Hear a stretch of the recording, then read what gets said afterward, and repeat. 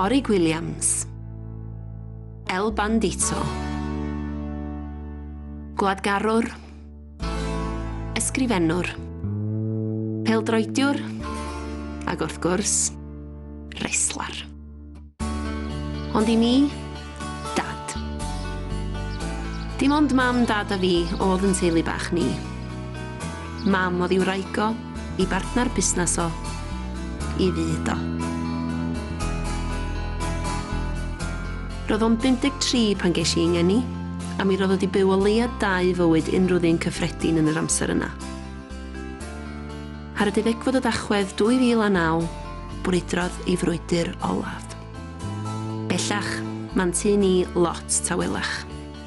A dwi wedi penderfynu i fynd ar daith i ddarganfod mwy am fywyd y dyn sy'n cael ei gofio fel un o gymeriadau mwyaf chwedlonol Cymru.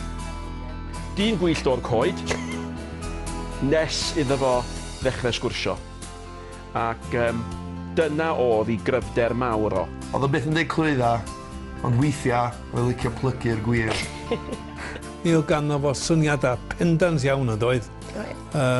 No messing oedd hi efo Orig ynde. Dim reslar oedd yna gia. Oedd o'n Gymro diwylliedig, oedd yn digwydd reslo. Mae eisiau fwy o Orig Williams yn y byd, byddai fe lot well, tybod? Unwaith dwi'n cofio yn Swistir oedden ni. A dyma un swydd ac yn sbio ar y passport yma'n dweud, where is Ysbyty Ifan? A dyma dy dad yn mynd drwydd a fo yn dweud, what? You don't know where Ysbyty Ifan is? It's where great men and gods are born.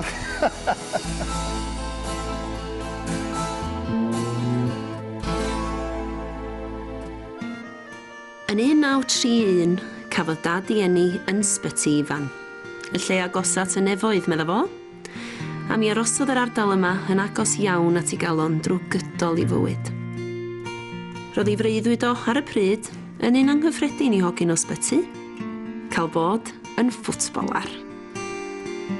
I ysgol ramadeg Llanrwst dath o nesa, ac yno bu'n gapten ar dîm pêl-droed yr ysgol. Ond, ar ei flwyddyn ola, cafodd ei alw i wneud ei wasanaeth yn Llu Awyr Padgate ger Warrington. Ar ôl 2 flynedd yno, dechreuodd ei yrfa fel pêl-droediwr proffesiynol. Cyfnodau yn Oldham Athletic, Shrewsbury Town, Pwllheli a Phenmaen Mawr ddoth yn gyntaf. Ond, yng nghanol y 60au, doth y cyfle i fod yn chwaraewr a rheolwr ar glwb Nanllefel, tîm ymhentre Pen y Groes Dyffryn Nantlla. Tîm oedd â dim syniad ar y pryd, y bydda nhw o dan arweiniad Orig Williams yn cael ei gyhuddo o fod the dirtiest team in the league. A lle gwell i ddechrau sgwrsio nag ar gau Nanllefel, gyda 3 cyn chwaraewr a 3 ffrind agos i dad. Raymond Commando, No Parry a'r anfarwol Tarw Nefyn, y partner in crime. Wel, hogia, sut mae'n teimlo i fod yn ôl yma? Briliant. Bendigedig fod yn onest. Yr unig beth mae'n well cael ywan y pen i chwarae gan o de. Ond ddim gwell players? Ddim gwell players na gan o bellfo. Mae'n neis gweld yr hen dresyn nhw'n swnco de. Yr un un? Ie, yr ein glas gan y gongol oedden ni yn newid. Sian o'n lot o drafodaethau rw sgimio am ymlaen yn fan oedd? Mae'n lot o waith dim ymlaen. Lot fawr. Wel, ti'n dweud sgimio, ond lladdwch nhw. Dyna'n cymryd llawer o sgimio na gweithio. Oedd y referi'n cyrnu ni... Referi'n crynu ni dros. O, cradur bach. O lle ddoth yr... Wel, y clitrwydd ma ddydwn ni? Geiriau cyntaf o'n dreisin nhw, i fi fydda bo amser.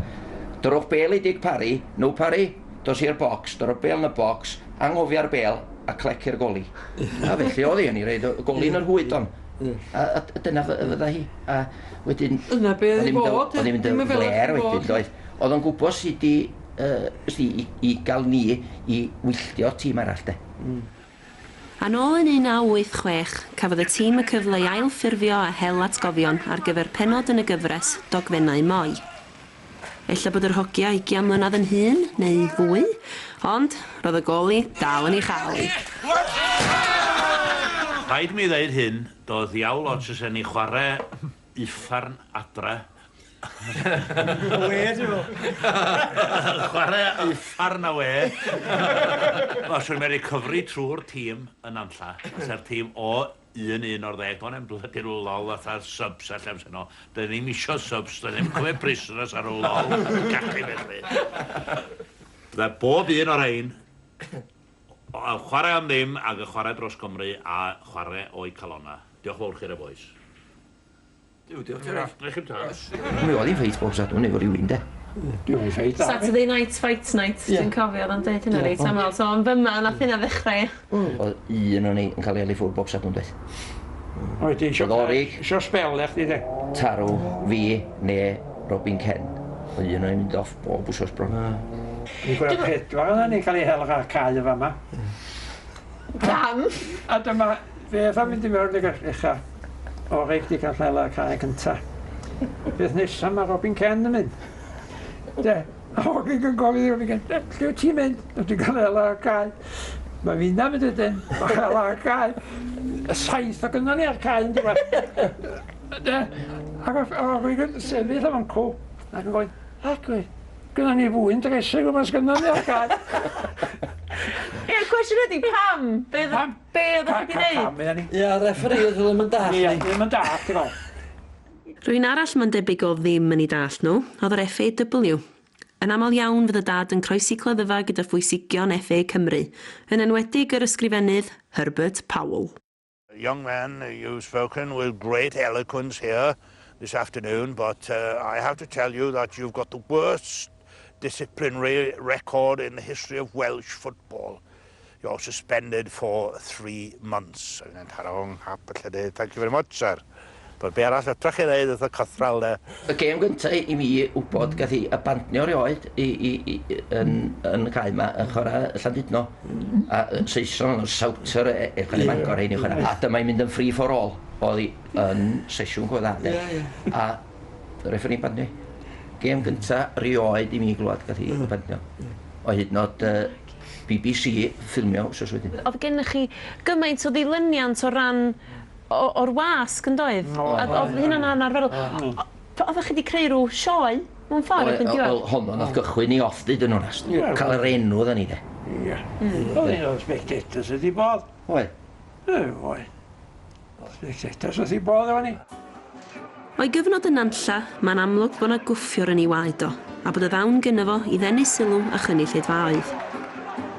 Roedd wedi dysgu grefft flynyddoedd ynghynt gan ŵr o'r enw Mickey Kiley oedd yn rhedeg boxing booths mewn ffeiria. A treulio dad i hafa tuag at ddiwedd y 50au yn gweithio fel bocsar ar booths Mickey. Oedd wastad wedi ei lleoli rhwng y Wall of Death a phabell y strippers.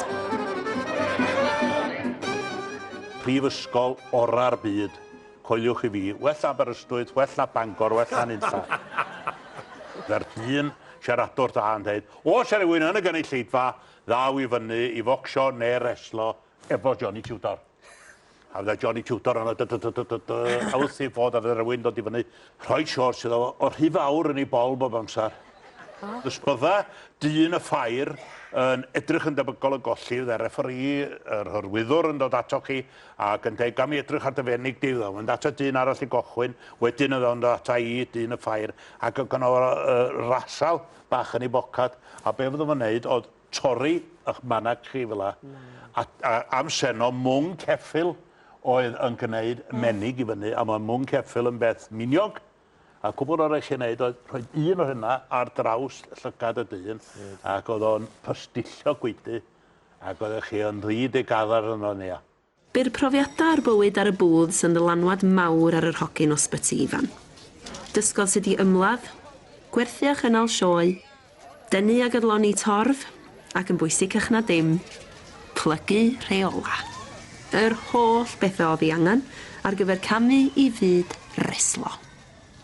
Y dyn nath draws newid dad i fod yn reslar safonol oedd Tommy Newton, hyrwyddwr mwyaf blaenllaw Prydain ar y pryd.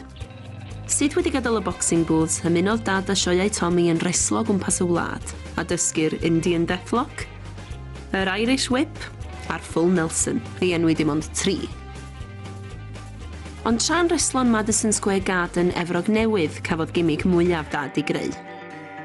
Oherwydd bod nifer o drigolion Mexico yn y dorf, awgrymodd un o'r wrestler eraill i Vincent McMahon, hyrwyddwr y sioe a'r dyn nath ymlaen i greu y WWE, y dylia dad reslo fel Mexican. Pam? Oherwydd y moustache. Ffordd syml i greu arwr i'r Mexicanwyr? Cytunodd Vince a dad a bu geni, El Bandito. Dydy dau ddim yn ormod iddo fo.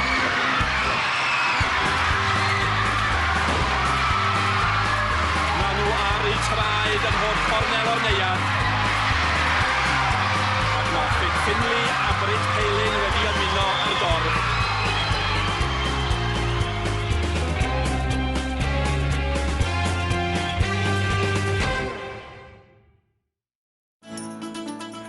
Fel merch iddo fo, ges i'n synnu gan straeon y cythral pêl-droed. Ond doedd gen i'm syniad cyn cychwyn ar y rhaglen yma. Mae oherwydd y moustache dath yr enw El Bandito. Roedd y cyfnod fel reslar a hyrwyddwr yn mynd i newid bywyd dad am byth. Un oedd yn bresennol yn ystod cyfnod cynnar y reslo oedd gŵr o Belfast, Dave Finley. Roedd ei dad o a dad yn cyd-hyrwyddo sioe reslo yn aml, ac ychwynodd gyrfa reslo Dave yn 40 mlwydd oed. Bellach, mae o'i deulu yn byw yn Atlanta, America, lle bu'n gweithio am flynyddoedd i'r WWE fel reslar a hyrwyddwr. Dwi ddim di weld o na i'w wraig ers 2 flynedd ar 20, felly pwy well i sôn am y cyfnod. Where's your mullet? I've got it hung up in the cupboard over here. What was he like as a boss, as a man to work for? Oh, he expected a lot of you. He expected you to do what you had to do, and there was no excuses. You didn't do it, he would let you know. He wanted you to do 100% every single time, and rightly so, and very honest about his opinions towards others and how his business should be run, and why you were and weren't doing what you should be doing. You know, if you stepped out of line, he would tell you. Everybody knew where they stood with Orig. Everybody.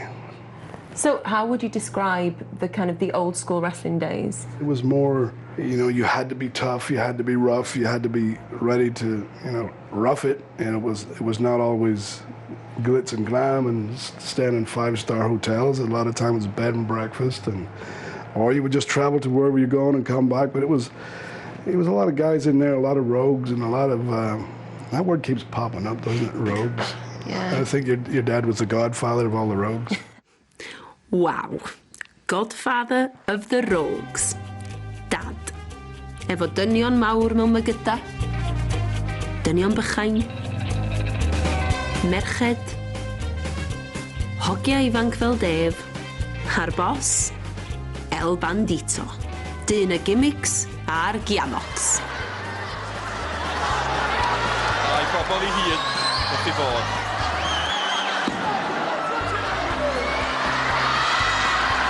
Chydig o hiwmor. I gloi gornest. Mae'n gret dychmygu'r llond bws ma o bobl lliwgar a gwahanol yn diddannu tyrfaodd ym mhob cwr o Brydain. There's probably not a town in Wales and England and Scotland we've never been to. It was like I wrestled everywhere. I could pick up a map and go, I've been there, wrestled in town halls, you know, theaters. I don't think I missed a town. I don't think there was very few times that your dad didn't run. Well, when I was a kid, you know, obviously I was helping put the ring up too, you know. Yeah. And I'd done that for my dad, and then when I came over for your dad as a youngster and in my school holidays, that's where I'd come over to Rill, and it was at that time it was Klondike Bill. He was your dad's partner, and Bill would get in the van and we would get in there, and maybe 3 or 4 of us, and off we go to the town, set the ring up, stay in a little, you know, bed and breakfast somewhere, or we would call them digs, and wrestle, take the ring down. It was like being on vacation all the time. It was to me anyway. It never seemed hard to me. It never seemed a chore. It was just, you know, I was glad to be amongst all these larger than life people. They all had their own personalities, and your dad pushing all them around, and it was awesome. What an amazing life. Roedd hi mor braf cael gweld Dave ar Hwcyn Hired a chael mynd yn ôl i gyfnod mor gyffroes. Mae'n anodd credu pan oedd y cymeriadau gwallgo yma ddim yn yr ring reslo, oedden nhw'n aml yn yr ystafell newid yn gwarchod babi bach. An 8-week child being passed around like a parcel. But Which wrestlers were the babysitters? Well, anybody who wasn't wrestling in the ring at the time. You were handing over, pass the baby. Literally, that's what it was. Talking about, you know, when you were very small, when we took you to Ireland for, we did 31 shows in 28 days and you were only 8 weeks old. We got off the ferry in Dunleary and we stayed at the Tara Towers with giant haystacks. I mean, it was touch and go whether I took you because 8 weeks was very young and Dad said he couldn't manage without me, so... No, me. So you had to come, there was little else we could do, so off we went and it was fine, it all fitted in.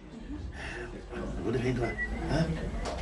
So some old candidates yn mewn past i yn bob man.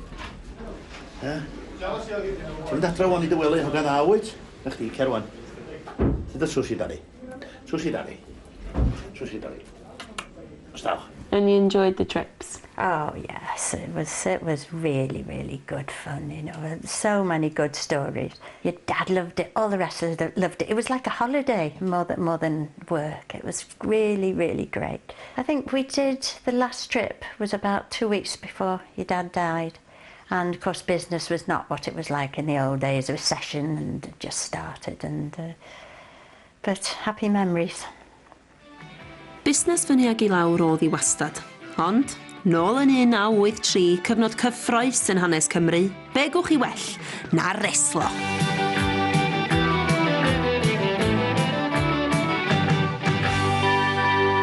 Elona, ydy mae reslo yn ôl, ac yn ystod yr wythnosau nesaf mi gawn ni gyfle I gael golwg yn ôl ar y goreion o gadwyn o'r nestau gafodd I cynnal dros fisoedd ar haf. Pan gath S40 I sefydlu, a'r holl ddadle di bod, un berniadaeth fawr oedd mae'r rhaglen neu sianel i'r crach fydde hi. Ac oedd na ofn y berniadaeth honno. Ac os a neb di cyfaddau, ond dwi'n siŵr mai dyna un o'r rhesymau pam y penderfynwyd y bydd yna reslo. Y peth lleia crachlyd ar y blaned. Hollol. Ac oedd y syniad yn gret. Ond wedyn, sut oedd yn mynd o'i chwmpas I?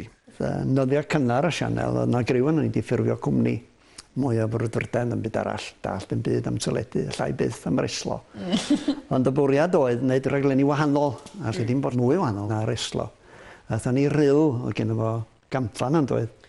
I gyfarfod y dyn mawr. Am y tro cyntaf gen I gyd, fi'n bach yn nyrfiws, dweud I wir. O'n I wedi clywed sôn am Orig Williams, o'n I dod o ddyffryn a'n llat ar o'n nefyn, Robin Ken.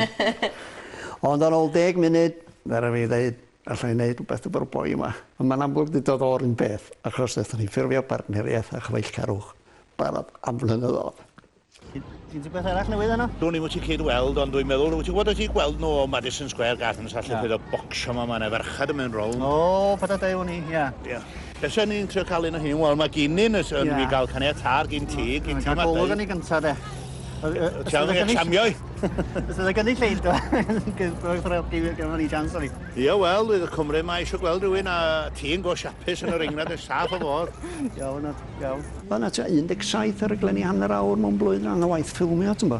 Ac yn ni'n dechrau rhywle fel Amlwch, Machynllath, Pontardawe, Merthyr. O'n i wedi bod yn bob man, na bod bob neuad. Ac yn ei lleidfad, Cymru di Gymraeg, Torfad, bobl ifanc, plant, gweinidocion, bechaduriaid. Oedd o gyd yna, de. Tyrru, oedd rhyfeddol y cefnogaeth oedd o. Ac os oedd y ffigurau yna rithol, oedd ni'n tara dros 100,000 yn aml iawn, de. Oedd yn anhygoel, de. Camgymeriad mwy o S40 dy dad oedd rhoi gorau i'r reslo, de. Dwi'n cofio'r alwad I fynd I gwrdd â dy dad yn ei swyddfa yn Rhyl. Ac yn union be fyddech chi'n ddychmygu, oedd na leopard skin covers ar y seti. Ac o'n i'n meddwl, dyma fi wedi camu I Sodom. Dwi wedi cytuno I wneud hyn, a mae'n enw da fi'n mynd I fynd am byth. A dyna le oedd o. ac gathon ni fore yn edrych ar dapiau a mi gymrodd o fi i sgwar reslo. A mi daflodd o fi, a mi roddodd o fi mewn gafeliadau. Ac mi athon ni weld Kent Walton yn sylwebu ar y reslo Saesneg, yr arwr wrth gwrs, amser te pnawn Sadwrn. O, hwnna'n boblogaidd iawn ar y pryd. Hynod boblogaidd. Ac fi oedd o'n helpu, ac dyna sut ethon ni o'i chwmpas i. Oedd o'n gwybod sut i roi un reslar yn erbyn llall. Oedd o'n gwybod cryfdera'r reslar, oedd o'n gwybod sut i arwyddo sioe, oedd o'n gwybod sut i gyflwyno fo. Oedd o'n dall i fusnes i'r tŷ, ac oedd o'n barch mawr i hynny trwy'r byd, achos oedd o'n dall bobl ryfeddol. Oedd Van Vader, Bull Power, hein, boes mawr o America, ti'n bo. Ac oedd ei ai, Orig! Y boi ma'n sbydifad, dwi'n ganol hein, nhw gyd yn gwybod amdano yma, de. Y boi y Cymro yma, lle. I ymffrost fawr o, oedd bod o'n broffesiynol yn y sgwar. Dydym yn sioe, dwi yn rheoli popeth sy'n mynd ymlaen. Dwi ddim yn colli'n hymer. Ac mewn un gornest, oedd i mynd yn ffradach, ac o'n i'n meddwl, mae hwn yn mynd dros y top fan hyn, a nes i ddigwydd ac mae'r rhai bod i dod o'n eitha agos i allu clywed fi'n sylwebu, a mae fi'n deud beth, a dwi'n meddwl, mae El Bandito, mae di cholli hi, a fo jyst troi rown, ac ei di gaid y geg, hefyd Nick Parry, meddwl fo, i brofi'r pwynt, ti'n gwybod, ynddo? Oedd o wedi cholli, oedd o'n licio fo fi'n deud bod o wedi, lli. Dyna ti'n y gader unwaith eto, efo El Bandito. A hithen i throd o fewn yr sgwar. A gen y noson fawr yn Gorwen, oedd y tag tîm Cymru yn erbyn tag tîm gweddill y byd. Gweddill y byd. Gweddill y byd, ie. Cadw fo'n... Ie, cadw fo'n eitha synol, de. Oedd y lle jyst yn orlawn. Oedd yn orlawn, oedd nhw an ben bryddan a cymna bob dim si. Ac oedd y gornes mawr fan, ac oedd Mighty Chang a fodd yn erbyn Orig ar hogia. Ac noson yma, oedd o'n gwbl ddirmygus yn erbyn y Cymru yma, ac oedd o'n deud pethau mawr de, yn erbyn y Gymraeg, ac oedd o'n herdio'r gynulleidfa. A oedd ni reit bryderus yma, achos o'n hogia mawr cefn gwlad yn y gynulleidfa, sydd yn mynd i'r ring, mae hwn 2 funud, oedd o'n poethi de. Ac oedd o'n dal i fod fel un, sti, ac yn herio nhw, talking in gibberish language, sti. Oedd hi'n berig, oedd ni yn bryderus am cyfnod. A wedyn, hen wlad fan hada, yr anthem dros y lle, goler y drws, mwg, pwydr i fewn, Orig Williams, efo'r drai goch mwyaf welis di'r ioed, gorm deithio lawr. Oedd y lle'n wallgo, de, byfarol, de. So Orig wedi gallu arwain y gynulleidfa i ymosod ar gair y noson honno. Oedd o jyst yn awyrgydd trydanol, de. Ac wrth gwrs, digwydd bod, Cymru yn illo. Digwydd bod. Hew.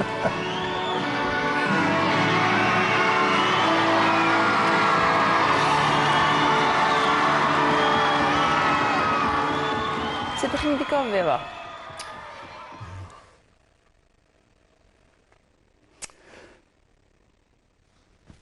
Sorry. Mae'n gweld rwy'n fatha chi yn agor eich calon yn ideal. Felly diolch yn fawr iawn. Croeso. O'n i yna cyn denu di. Dwi'n cofio gymryd o lawenydd oedd, Opi, a gen i merch ar reslar.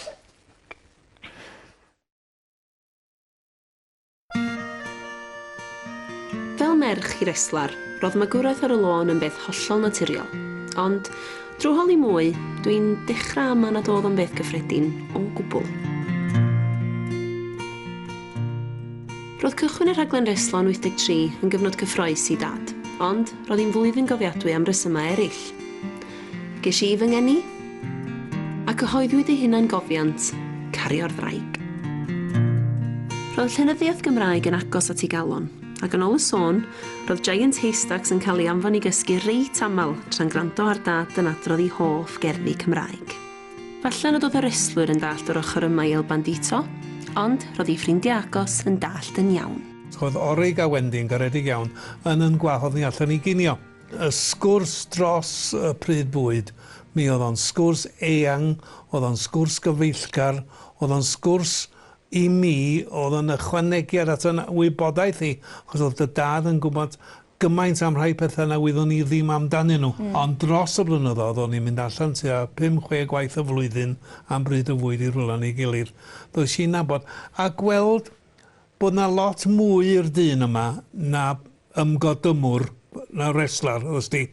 Nes i'n sylweddoli bod o'n ddyn diwylliedig iawn, bod ei wybodaeth o farddoniaeth Cymraeg, oedd o'n gallu dyfynnu wrth y filltir, oedd o'n gwybod geiriau bron bob un o'r hen ganiadau, oedd ganddo fo feddyliau pendant iawn ynglyn â politics Cymru.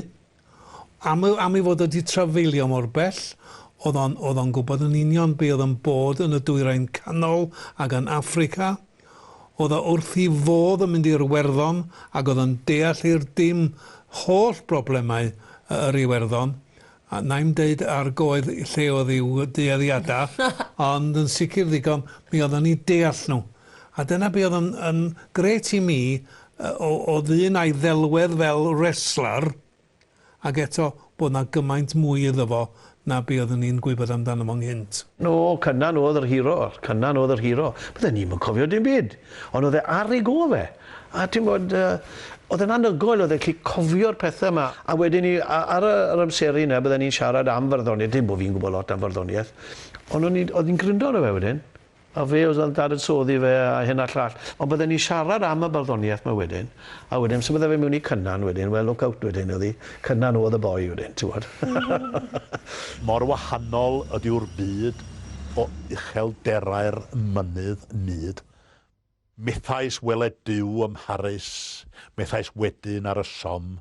Yr oedd niwloedd oer amheuaeth wedi llethym calon drom. Rhwng ein ffos a ffos y gelyn, torai ser diri i'r nef. Ond syllu tu ar dwyrain, welais i, moi serenef. Na chi eiriau da. Dwi'n cofio chi'n deud, dwi'n meddwl yn yr angladd, bod o yn ddyn eitha... bod o'n gwybod lot am y Beibl, a do'n ni ddim yn gwybod hynna. O wybodaeth eang iawn. Rhaid bod ydi darllen y llyfr mawr sawl tro, y magacw yn y llyfr, ti'n gwybod yna. Na, mi oedd ei wybodaeth Beibledd o yn un eang ac yn un llawn deallusrwydd. Hynny di, oedd o'n gallu dyfynnu yr arglwydd Iesu, oedd o'n gallu dyfynnu actau'r apostolion. Oedd o ddawn, rhaid bod ganddo fo gof anhygoel o dda. Ac o ran i flas cerddorol o hefyd, oedd hwnna'n ddiddorol ac yn wahanol doedd? O, ti'n bod, fi mewn i'r rock and roll o'n i, ti'n bod, Jerry Lee Lewis, ti'n bod, na beth ydw i. Ond oedd e, dim bach fwy sophisticated na beth o'n i, ti'n bod. Oedd e lyco music i fe, gwa. Oedd e wrth i fodd a music, ti'n bod. Cynion, na beth oedd e lyco, ti'n bod, rwy'n cynion bychdau romantis oedd e lyco. Oedd yn hollol wahanol iddi ddelwedd e, ti'n bod. Ond na beth oedd yn diddorol amdano fe. Na beth oedd yn neud y dymach yn wahanol, really, ti'n bod. A wrth gwrs, fi'n cofio un oedd yesterday when you were young, Charles Aznavour. Na i ochr arall e, do mas do, yr ochr romantis do. Fi'n lle i weld e nawr, felly, ni eistedd lawr i'r bliniau yn canu dy fam, ti'n bod. Yes, when we were young, ti'n bod. Ond yn gwyn credu nath e. A wedyn, wrth gwrs, oedd e dwlu ar y mynnau. A mae rai fi weid, yn onest, fi'n lyco yn mynd dda i fyd. Oedd e lyco Finlandia. Finlandia, un o hoff ganeuon dad. Ar gan, yn ei farn o, dylia fod yn anthem genedlaethol Cymru. Dros Gymru'n gwlad o dad, dyr chafwn gryf. A wyn Llanwen ar oed un gofal ni. Dam ddiffyn cyrif, a'i cadw yn ffadlon y bydd. A boed i'r gwir ar glan, gael ynddinydd. Mwyd y fab a'i prynon iddo i hyd.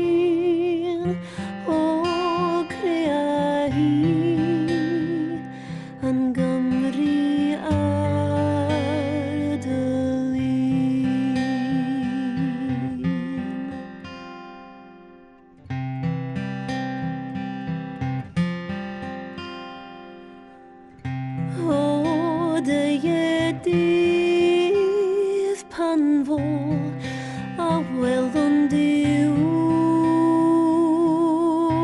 yn chwyddu eto dros ein herwau gwyw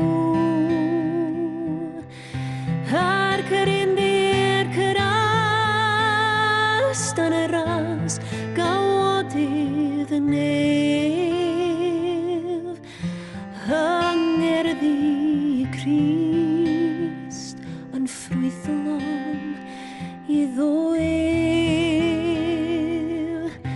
anheniaeth fwyn a gorfoleddus oed yn seinio fri heiddiannau'r addfwyn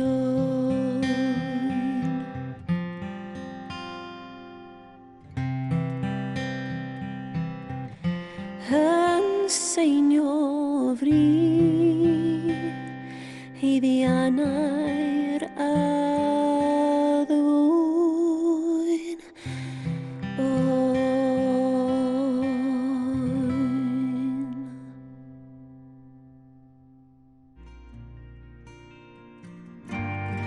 Bywyd ar y lôn oedd bywyd mam a dad, a mi ath reslo a dad o Gymru i 4 ban byd. Ewrop, Affrica, America, ac un wlad arall lle yn anisgwyl iawn roedd o'n hollol gartrefol ynddi. That's a very, very cool picture. Why is that? That's in Pakistan. In Karachi, I went with Dad and Jamaica George. It was a great time. It was so amazing. They brought the wrestling ring in sections with a donkey and cart to the National Stadium in Karachi. No way. Look at this poor little donkey here. Oh. And there was all stuff on it. So, Pakistan, did you go a few times or? I only went once. Dad went several times. He stayed there for 6 weeks at one time doing tournaments all over Pakistan. It was just an amazing experience. He'd got a big friend there, huge man called Salim Sadiq, and Dad had been several times before as getting wrestlers for this promoter, this Salim. And then in the end, Dad promoted himself with Colin, are now accountants.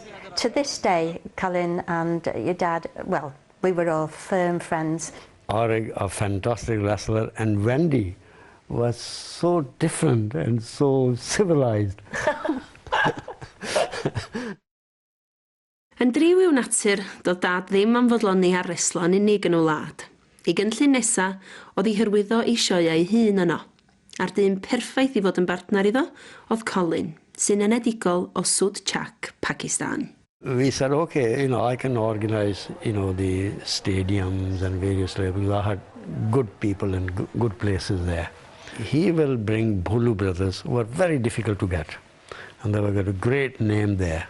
They were the sort of mafia of Pakistan in a way, weren't they? They're not only wrestlers, never to be beaten.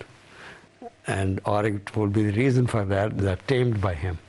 He has trained them at various occasions. So we agreed to go to Pakistan. And Bholu brothers were with us all the time.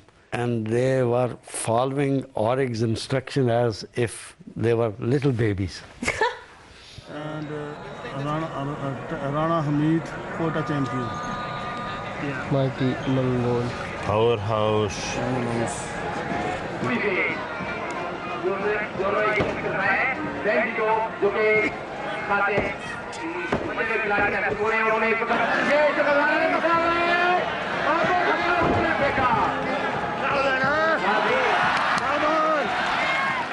What do you think attracted him to Pakistan? He had been there before and he thought it was a great wrestling nation, and also spectators were fantastic. Apart from, where we met. I mean, everywhere we went, people enjoyed the wrestling bouts. He loved Pakistan, except the water there was terrible, and Orig, he did not like curries. No, he did not like curries That was terrible. He was suffering from there. Yeah, he was a very well-travelled man, but is... Yeah. food tolerance never changed. Yeah, no. He was a baked beans and chips and egg That's man, right, wasn't that's he? right. Always, yeah, always. Dad, as Orig, Yeah. what memories do you have? Fantastic. I mean, he was a very Welshman. He had a lot of prejudice against the English, but not against the Pakistanis. He will go anywhere apart from England, except he could get a lot of money and pay no tax. Roedd dad yn byw I freuddwyd o gael cario'r ddraig o amgylch y byd. Ond, roedd na un freuddwyd dal i'w gwireddu. Ffindio Cymro Cymraeg fydda'n ddigon o foi o dan arweiniad dad I gyrraedd mudiad reslo mwyaf byd draw yn America, y WWE. Ond yn 2006, doedd o hyd I ddyn oedd yn deilwng o'r job.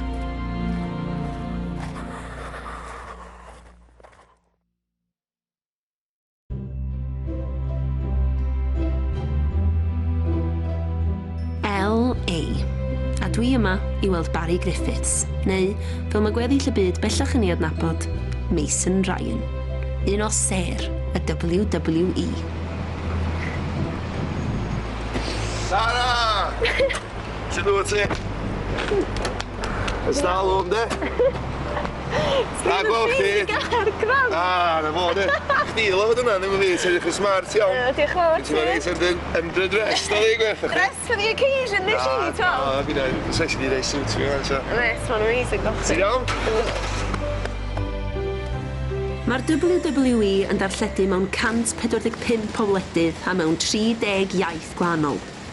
Ers stormio'r un sgrins nôl ym mis Ionawr 2011, mae Barry wedi reslo yn erbyn reswyr enwoca'r byd. Heb os, hwn ydy pinnacle gyrfa unrhyw reslar. Barry, Tara, shwmai? Iawn, ti'n iawn? Do, da iawn, de. LA, WWE. Ia. Sut mae o? Pethau di newid chdi bach, do. Mae'r gwallt di newid, te? Mae di tyfu chdi bach, do, yn anffodus, ond... Ia, mae pethau di newid dipyn nes Seadal Cymru, sy'n ni'n nes pan o'n i'n resod y dad yn y llefydd ma'n wertho yna dros Gymru fach, ti'n gwybod? Sut mae'n cymharu?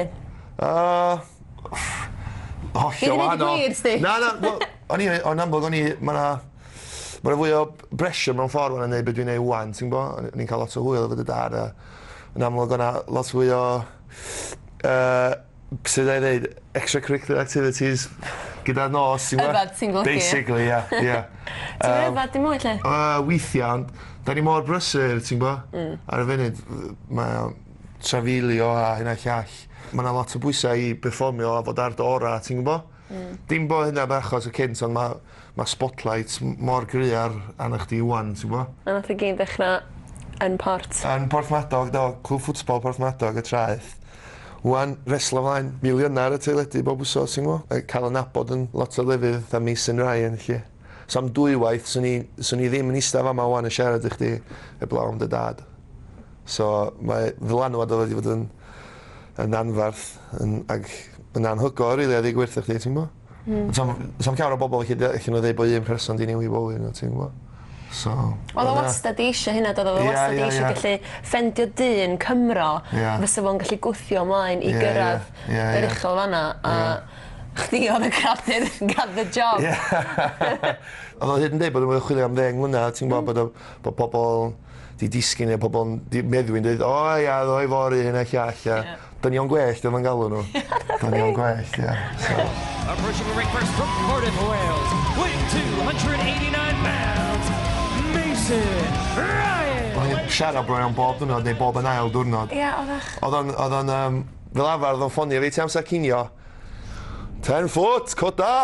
O pobl marw'n ei gwael! Unio'r un peth, bob tro. Iddo fo, o'n i'r person fwyaf diogar ar byd, oedd yn bod fi'n ein byd o'n cysgu, ti'n gwybod? Dim os pryd o'n i'n ateb y ffôn o'n i'n cysgu. Dwi'n cofio un tro, pen nes I fynd am Gladiators, ac oedden nhw'n gofyn, chi di dyfu barf? Dwi'n siŵr edrych, wel, chi di dyfu barf ebyn wsos nesa? Na I drio, fydda fi eithon nhw, so, anyway, mae'n ffonio Orig a dweud beth nhw wedi dweud, oce, Mae'n ffonio nôl mewn 5 munud yn dweud, reit, dwi wedi ffonio make-up artist 15 a maen nhw'n meddwl ma'n ffordd allan nhw'n sticio barf yn sound iddo chdi.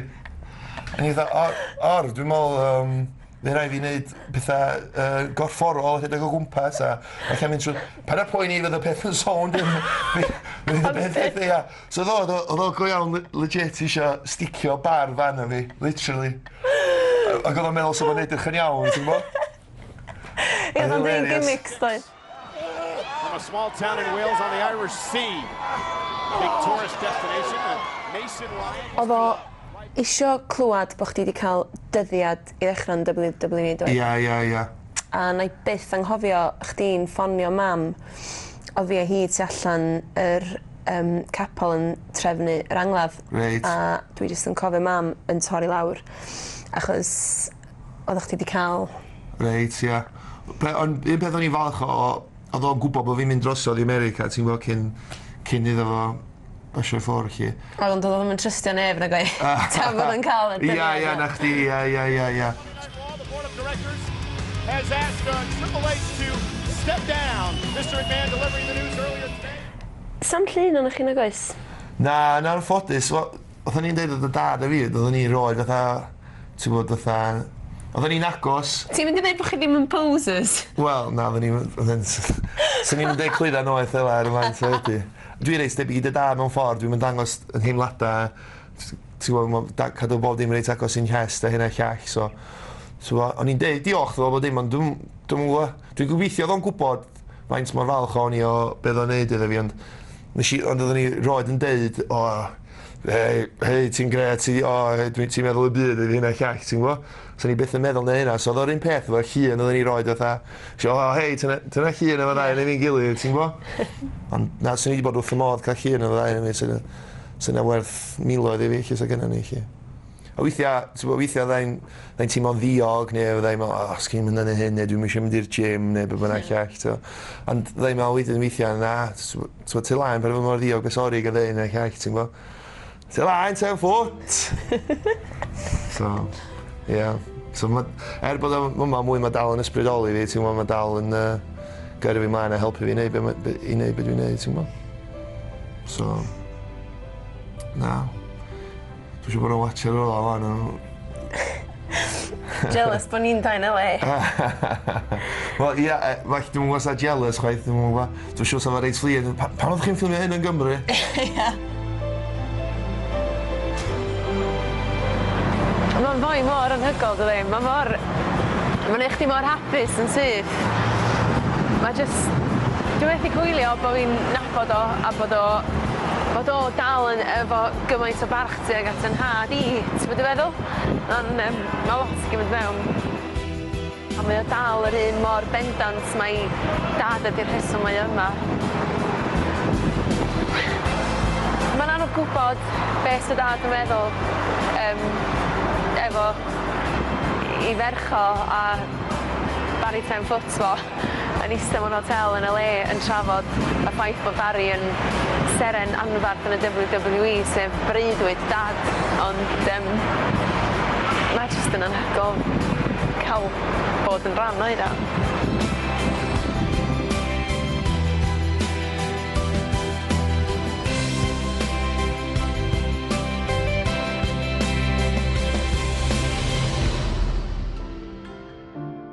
Diwedd y daith.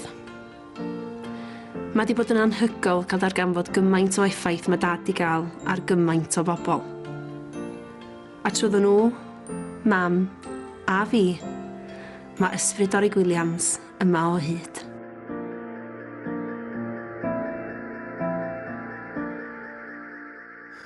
Byddai jyst yn ei gofio fo fel cymeriad cyffroes iawn. Dyn oedd ag atgofion fil a dyn oedd mewn munudau preifat yn bodlon I rhannu nhw. He was impressed with tough guys and he, I think, liked to be a tough guy. But really deep down he had a big soft heart. Os bydde fe'n lyco ti, bydde fe'n ffrind mawr I ti ar ôl bod i'n byd munud. Os na bydde fe'n lyco ti, bydde fe'n lot Wales, bydde ti'n mynd mas trwy'r drws cyn bod ti'n gamlan I cleren. Lot o bobl yn cam ddallt Orig yn meddwl bod o'n Dyn gwyllt, mi oedd o medru bod yn wyllt, ond mi fedra bod yn gentleman hefyd. Oedd gynno fo gynsern a gofal ohono fi, a na i byth anghofio hynny, a mi fyddai'n fythol ddiolchgar am hynny. He was, to me, a father figure and someone to definitely look up to and to learn from, yeah, and a real proud Welshman. He was an unbelievably fantastic person. Fantastic. Always cheerful. His worst time was the water in Pakistan. Dyn yn di rhoi lot o blesar I bobl, lot fawr, a wedi bod yn ffrind agos iawn. Da di blynyddoedd. Ffrind da. Dwi'n siŵr pawb sydd wedi cyfarfod o, eitha neb byth anghofio o, ti'n gwybod? Does am diwrnod yn mynd heibio pen ddim yn meddwl am dy dad rhyw ffordd neu'n gilydd. Tra bydda I yn byw, na I byth anghofio Orig. Ein golled mawr oedd e'n golli. Fel cyfaill, fel Cymro. A ni'n ripyn o bets, da. Colled fawr I mi, colled fawr I teulu. Ond wedyn, mae bod dim di mynd yn dda. A dwi'n diolch byth bod fi wedi cael I gwmnio. O fywyd, dro eto hyn, ar gweddill tuau cai. Un foment glir, pan fo'r clain anfarwol, megis diw. Un foment glir pan metra finnau ddweud, yn awr, bu minnau byw.